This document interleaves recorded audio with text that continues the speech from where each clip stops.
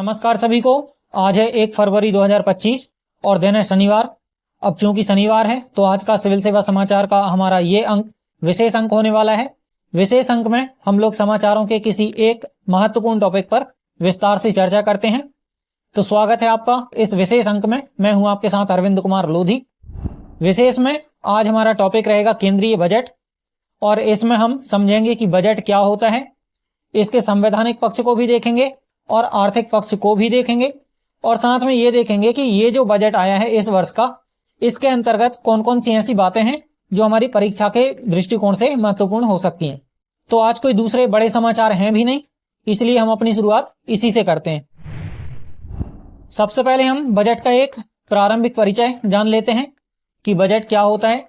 तो बजट जो है वो आगामी वित्त वर्ष, जो कि 1 अप्रैल से 31 मार्च तक चलता है प्रत्येक वर्ष, तो आगामी वित्त वर्ष के लिए सरकार के सभी अनुमानित आय और व्यय का एक लेखा जोखा होता है। और जो बजट है वो सरकार की राजकोषीय नीति का एक भाग होता है। अब आप पूछोगे राजकोषीय नीति क्या होती है? तो राजकोषीय नीति सरकार की वह नीति होती है जिसके द्वारा वह अपने राजकोष मतलब खजाने के माध्यम से देश की अर्थव्यवस्था और विकास की गतिविधियों को नियंत्रित करती है। इसमें जैसे कर लगाना हो गया, शुल्क लगाना हो गया, विकास की परियोजनाओं पर व्यय करना हो गया, अनुदान देना हो गया, इत्यादि चीजें इसमें शामिल होती हैं। इसके बाद इस बार का जो बजट है वो इस लोकसभा का, जो कि 18वीं लोकसभा है, उसका ये पहला पूर्ण बजट है। इससे पहले जो चुनाव के तुरंत बाद जो बजट आया था वो एक अंतरिम बजट था। तो यहाँ पे सबसे पहले तो आप ये समझ लो कि बजट के 2 मुख्य भाग होते हैं। एक भाग जिसको हम राजस्व बजट कहते हैं और दूसरा भाग जिसको हम पूंजी बजट कहते हैं।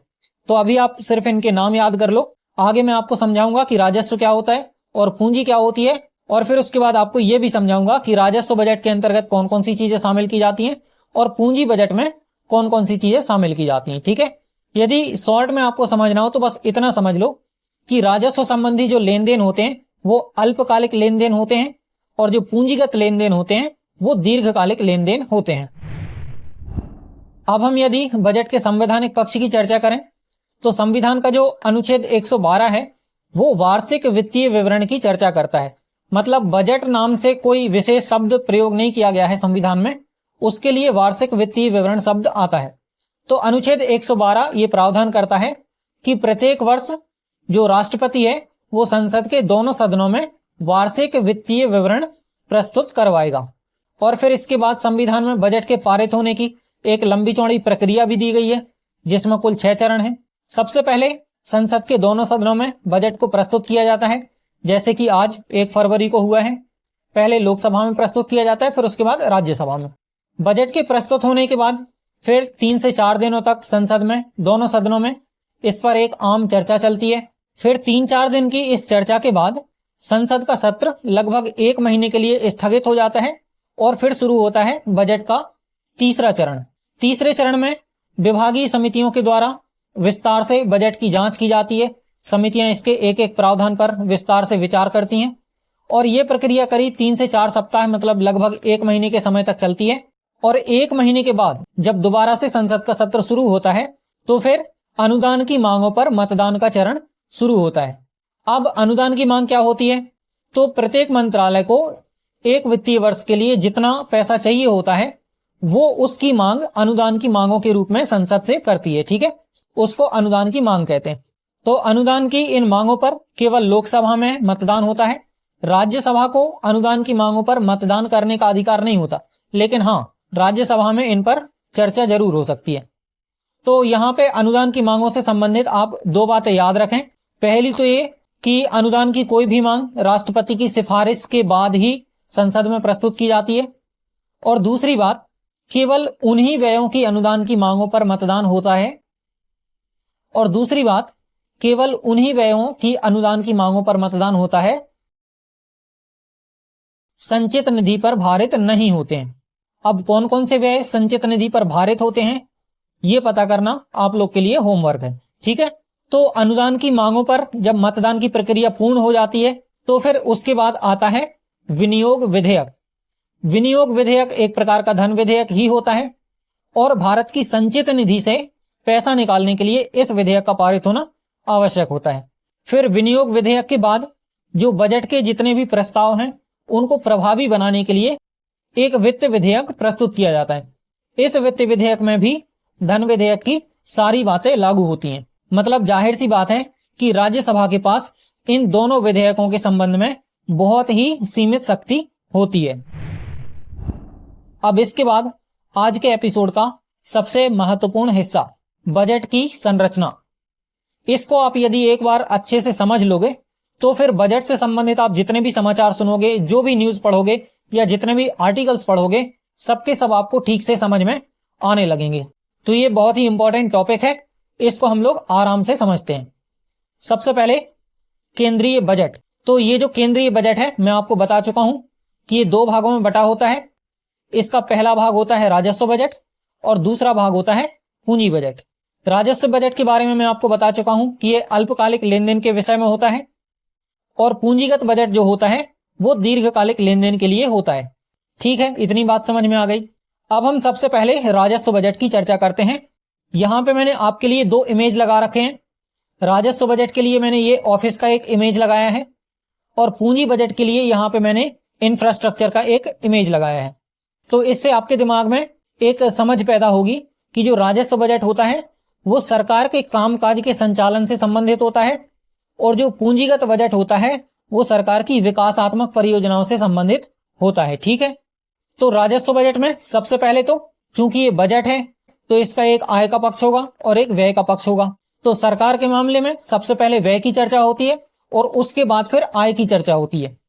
हमारे बजट में हम लोग ऐसा करते हैं कि हमारी जितनी आय होती है उसके हिसाब से हम व्यय करते हैं, लेकिन सरकार के मामले में ऐसा नहीं होता। सरकार पहले व्यय करती है और फिर जो खर्चा होता है उसके आधार पर फिर वो अपने आय के साधन जुटाती है।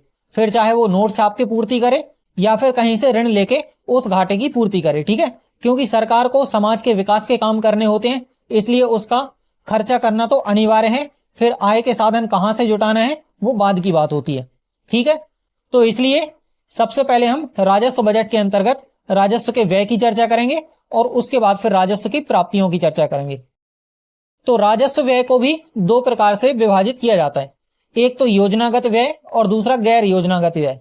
योजनागत व्यय में सरकार की कल्याणकारी योजनाओं के लिए जितने व्यय किए जाते हैं, इसमें ध्यान रखना परिसंपत्तियों का निर्माण नहीं होता कि जैसे सड़कें बनाना भी तो एक कल्याणकारी योजना है, लेकिन उसमें सड़क क्योंकि सरकार की एक संपत्ति हो जाएगी, यहाँ पे संपत्तियों का सृजन नहीं होगा, फिर भी कल्याणकारी योजनाओं में पैसा खर्च किया जाएगा।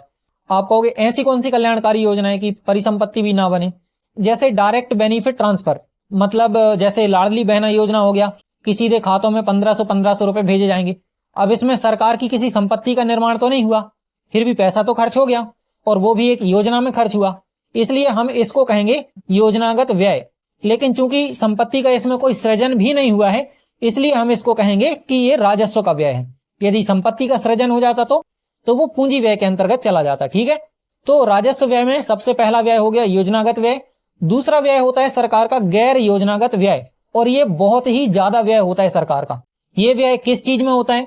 तो सरकार के अधिकारी कर्मचारी या जितनी मिशनरी सरकार के कामों में लगी है उन सब का खर्चा इस गैर योजनागत राजस्व व्यय के अंतर्गत आता है। ठीक है, तो इसमें क्या क्या शामिल होता है? इसमें सरकारी अधिकारी कर्मचारियों का वेतन होता है, उनकी पेंशन होती है, फिर अनुदान देना भी इसमें शामिल होता है, और जो हमारा डिफेंस का बजट होता है, मतलब रक्षा का जो बजट होता है, वो भी गैर योजनागत राजस्व व्यय के अंतर्गत आता है। तो कुल मिला के सरकार के कार्य संचालन के लिए जितना भी व्यय किया जाता है वो सब का सब गैर योजनागत राजस्व व्यय के अंतर्गत आता है। समझ में आ गई इतनी बात? तो ये दो प्रकार से सरकार का व्यय होता है राजस्व के अंतर्गत। अब इसके बाद सरकार को राजस्व से कुछ प्राप्तियां भी होती हैं।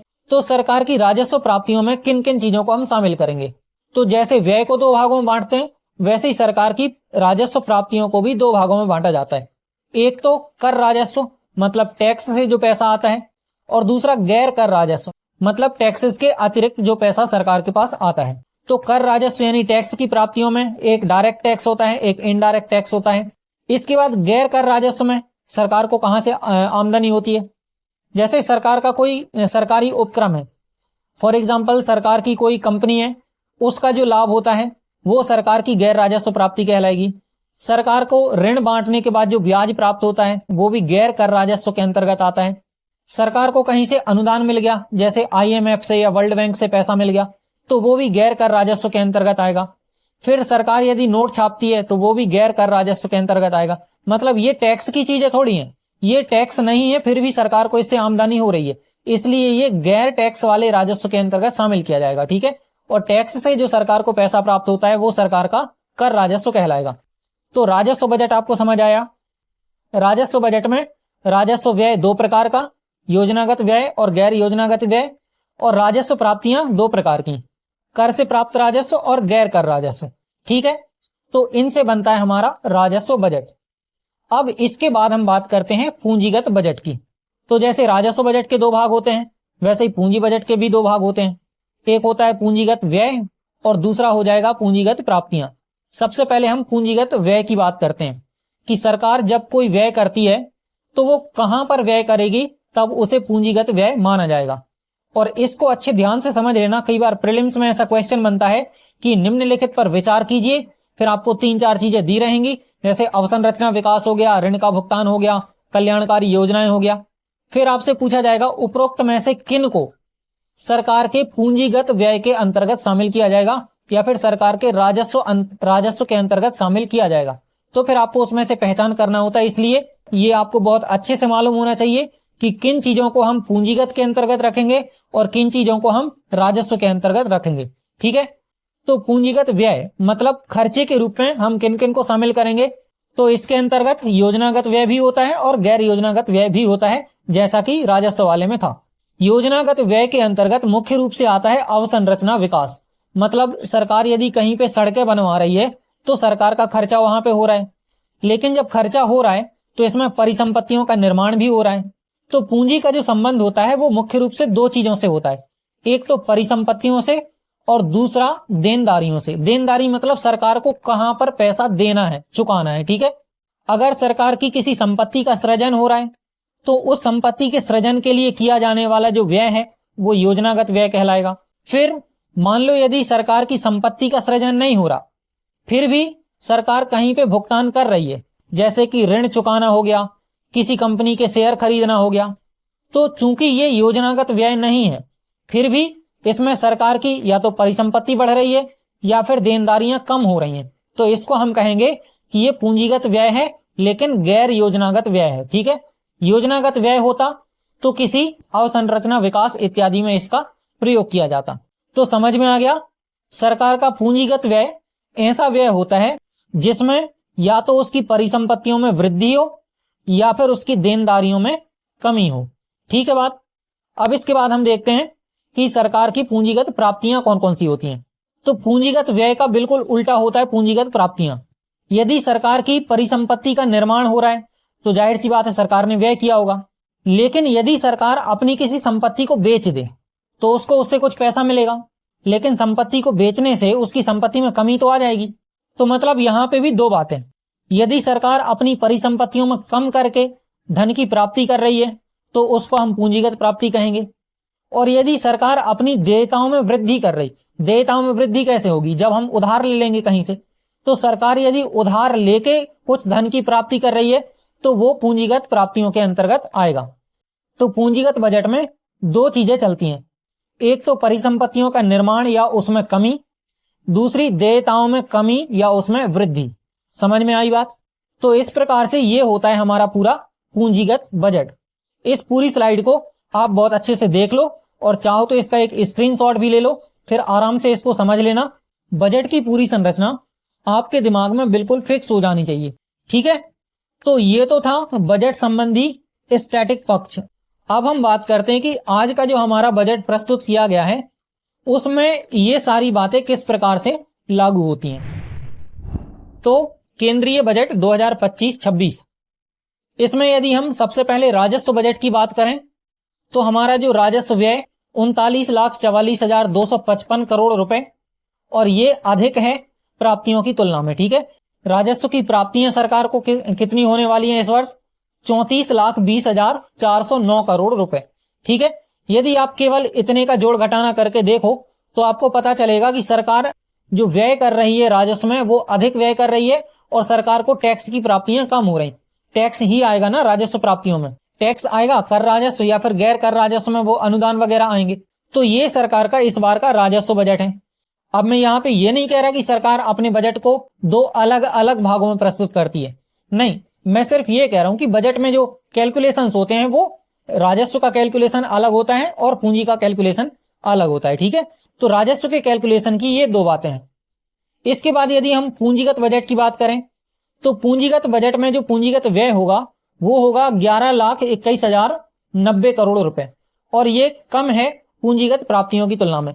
मतलब सरकार को पूंजीगत प्राप्तियां ज्यादा होने वाली हैं। और सरकार की पूंजीगत प्राप्ति कितनी रहेगी? 16,44,936 करोड़ रुपए, ऋण सहित। ऋण मतलब उधार लेने सहित। अब यहां पे यदि आप राजस्व प्राप्तियों को जोड़ोगे और पूंजीगत प्राप्तियों को जोड़ोगे तो ये राजस्व व्यय और पूंजीगत व्यय के बराबर होगा। ठीक है, बजट का मतलब है आय बराबर व्यय। ठीक है, जितनी आय उतना व्यय। अब आप कहोगे सरकार तो व्यय ज्यादा करती है और उसकी आय कम होती है, तो ये बजट में दोनों चीजें बराबर कैसे होती हैं?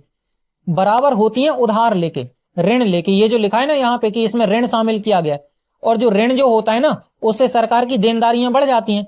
तो सरकार की जब लायबिलिटीज या देनदारियां बढ़ जाती हैं तो इसलिए हम उसको पूंजीगत प्राप्तियों के अंतर्गत शामिल करते हैं। तो सरकार का जो व्यय होता है अगर वो ज्यादा हो गया, जो कि जनरली होता है, और जो प्राप्तियां हैं वो कम होती हैं, तो व्यय और आय के इस अंतर को राजकोषीय घाटा कहा जाता है। मतलब सरकार के खजाने को जितना घाटा हुआ ना उसको हम राजकोषीय घाटा कहते हैं। इसको कैसे निकालते हैं? सरकार जो कुल व्यय करती है, मतलब राजस्व का व्यय और पूंजीगत व्यय, इसमें से हम सरकार की कुल प्राप्तियों को घटा देते हैं। लेकिन सरकार की कुल प्राप्तियों में हम केवल उनको घटाते हैं जिनमें ऋण शामिल नहीं होता। ठीक है, क्योंकि ऋण तो बाद में लेंगे ना जितना पैसा कम पड़ेगा। तो इस बार सरकार जो ऋण लेने वाली है वो ऋण होगा 15,68,936 करोड़ रुपए, और यही जो ऋण है यही कहलाएगा हमारा राजकोषीय घाटा। प्रीलिम्स के पॉइंट ऑफ व्यू से आप याद रखें, ये राजकोषीय घाटा इस बार 4.4% रहने वाला है टोटल जीडीपी के। ठीक है, तो इतना समझ में आया कि नहीं आया, पहले ये बताओ। आ गया? तो ये तो हमने राजस्व और पूंजी बजट को अलग अलग देखा। अब एक मुश्त यदि हम पूरे बजट की चर्चा करें तो वित्त वर्ष 2025-26 के लिए जो सरकार कुल व्यय करने वाली है उसका अनुमान है कि लगभग 50,65,000 करोड़ रुपए का व्यय करेगी सरकार। ठीक है, पूरे साल भर में सरकार का इतना खर्चा होता है। इसके बाद यदि ऋणों को छोड़ दिया जाए, जो सरकार ऋण उठाने वाली है, अभी उठाया नहीं है, सरकार जिन ऋण को उठाएगी यदि उनको छोड़ दिया जाए तो सरकार की जो कुल प्राप्तियां हैं वो 34,96,000 करोड़ रुपए निकल के आएगा। अब आप इस 50,65,000 रुपए में से 34,96,000 करोड़ रुपए को यदि घटाओगे तो आपको प्राप्त होगा राजकोषीय घाटा। और ये राजकोषीय घाटा अभी हमने देखा था कि जीडीपी का 4.4% रहने वाला है। तो ये टोटल है कितना? हमने क्या बोला है कि ये ऋणों को छोड़कर है, तो ऋणों को छोड़ दिया इसलिए घाटा लग गया। उतना ऋण उठा लेंगे तो जो व्यय है वो प्राप्तियों के बराबर हो जाएगा। तो अभी चूंकि हमने ऋण को नहीं गिना है इसलिए सरकार को घाटा लग रहा है, और यही जो घाटा है वो राजकोषीय घाटा कहलाता है। तो ये राजकोषीय घाटा कितना होने वाला है हमने अभी देखा था। ये राजकोषीय घाटा होगा 15,68,936 करोड़ रुपए, और यही वो राशि है जो सरकार अगले वित्तीय वर्ष में या तो ऋणों के माध्यम से या अन्य प्रकार से इकट्ठा करेगी। ठीक है, इसके बाद यदि हम टैक्स की बात करें कि सरकार को शुद्ध कर की प्राप्ति कितनी होने वाली है आने वाले साल में, तो वो है 28,36,000 करोड़ रुपए। ठीक है, अब आप ये बताओ, सरकार को टैक्स मिलेगा केवल 28,37,000 करोड़ रुपए, और सरकार व्यय करने वाली है 50,65,000 करोड़ रुपए। ठीक है, तो ये था बजट का हमारा मुख्य भाग। अब बजट से ही संबंधित आज कुछ और भी समाचार हैं, जैसे कि वित्त मंत्री ने कहा है कि वर्ष 2047 तक हमें कम से कम 100 गीगावाट की परमाणु ऊर्जा क्षमता का विकास करना होगा, तभी हम अपने ऊर्जा लक्ष्यों को हासिल कर सकते हैं। इसके बाद एक और समाचार आपने सुना होगा, आज जो दिन भर से मीडिया वाले चला रहे हैं, समाचार ये था कि अब 12 लाख रुपए तक की सालाना आय के लिए किसी को कोई आयकर अब नहीं देना पड़ेगा। ठीक है, इसके बाद बिहार के लिए कुछ 1-2 घोषणाएं की गई हैं, जिसमें बिहार में नया मखाना बोर्ड बनाया जाएगा, खाद्य संस्थान भी खोला जाएगा, और बिहार में ही नए ग्रीनफील्ड हवाई अड्डे भी बनाए जाएंगे। आप कहोगे ग्रीनफील्ड हवाई अड्डा क्या होता है? तो हवाई अड्डे दो प्रकार के होते हैं बेसिकली। एक ब्राउनफील्ड हवाई अड्डा वो होता है जिसमें पुराने हवाई अड्डे को ही नवीनीकृत किया जाता है, उसमें मरम्मत इत्यादि का कार्य किया जाता है या उसको और अधिक डेवलप किया जाता है, ठीक है। ग्रीनफील्ड हवाई अड्डा ऐसा हवाई अड्डा होता है जो बिल्कुल नए सिरे से एक नई भूमि पर बनाया जाता है, ठीक है। इसमें पुराना कोई आधार नहीं होता, बिल्कुल जीरो से शुरुआत करके एक एयरपोर्ट डेवलप किया जाता है, उसको हम कहते हैं ग्रीनफील्ड एयरपोर्ट, ठीक है। समझ आ गया? अब इसके बाद कुछ और भी छिटपुट उपयोगी समाचार थे आज, जिसमें एक है कि भारत का विदेशी मुद्रा भंडार बढ़कर 629 अरब 55 करोड़ डॉलर हो गया है। और एक समाचार अमेरिका से था जिसमें अमेरिका ने घोषणा करी है कि वो मैक्सिको और कनाडा पर 25% और चीन पर 10% शुल्क लगाने वाला है। तो इसी के साथ ये था हमारे सिविल सेवा समाचार का मुख्य भाग। अब बारी है आज के अभ्यास प्रश्नों की। तो अभ्यास प्रश्नों में आज हम प्रीलिम्स के नहीं बल्कि मेंस के पिछले सालों के क्वेश्चंस को देखने वाले हैं। तो दो क्वेश्चंस यहां पे आपके सामने हैं। एक क्वेश्चन 2021 से है और एक 2018 से है। दोनों क्वेश्चन बजट पे आधारित हैं। इससे आपको अंदाजा लगेगा कि बजट से संबंधित मेंस में किस तरीके से क्वेश्चंस पूछे जाते हैं। पहला क्वेश्चन है, पूंजी बजट और राजस्व बजट के मध्य अंतर स्पष्ट कीजिए। इन दोनों बजटों के संघटकों यानी कंपोनेंट्स को समझाइए। तो वो मैंने आपको विस्तार से समझाई दिया है, आप थोड़ा और विस्तार से इनको पढ़ लेना। फिर दूसरा क्वेश्चन है, केंद्रीय बजट 2018-19, मतलब ये 2018 का क्वेश्चन है, इसलिए 18-19 के बजट से यहाँ पे क्वेश्चन बना है। क्वेश्चन में पूछा गया है कि इस बजट में दीर्घकालिक पूंजी अभिलाभ कर तथा लाभांश वितरण कर के संबंध में प्रारंभ किए गए परिवर्तनों पर टिप्पणी कीजिए। तो इनको आप थोड़ा सा देख लीजिए और इसी आधार पर आप अपने दिमाग में बजट की समझ विकसित कीजिए। तो इन्हीं प्रश्नों के साथ सिविल सेवा समाचार का आज का ये अंक समाप्त होता है। जाते जाते वीडियो को लाइक करते जाइएगा और इसे अपने व्हाट्सएप के स्टेटस पे भी शेयर कर दीजिएगा। मिलते हैं अगले अंक में फिर कुछ नए समाचारों के साथ। तब तक के लिए शुभ रात्रि।